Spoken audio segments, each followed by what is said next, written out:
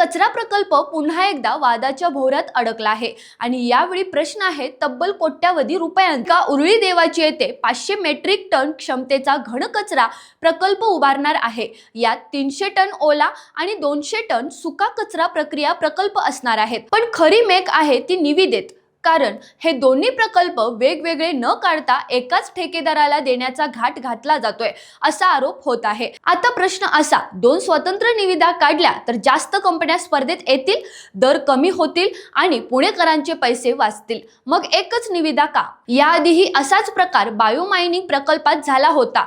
काही अटी शर्ती ठराविक ठेकेदारांना फायदेशीर ठरत असल्याचा आरोप झाला आणि प्रति टन टिम्पिंग शुल्क थेट 979 रुपयांपर्यंत गेलं। नंतर अटी बदलल्या, स्पर्धा वाढली आणि तब्बल 120 कोटी रुपये वाचले। मात्र आता तीच पुनरावृत्ती होते का? सूत्रांच्या माहितीनुसार काही ठेकेदारांनी एका आमदारांमार्फत दबाव आणल्याची चर्चा रंगली आहे। शहरात आधीच कचऱ्याचा प्रश्न गंभीर झालाय। दररोज 2500 मेट्रिक टन कचरा निर्माण होतोय, पण प्रक्रिया क्षमता अपुरी आहे। अशा वेळी पारदर्शक निविदा प्रक्रिया अपेक्षित असताना जर स्पर्धाच कमी झाली तर पुणेकरांच्या पैशाचा चुराडा होणार का, असा सवाल आता उपस्थित होतोय। दरम्यान घन कचरा विभागाचे उपायुक्त प्रसाद काटकर यांनी मात्र सीव्हीसी नियमानुसार निविदा प्रक्रिया होणार असून पुरेशी स्पर्धा ठेवण्याचा प्रयत्न केला जाईल असं स्पष्ट केलंय।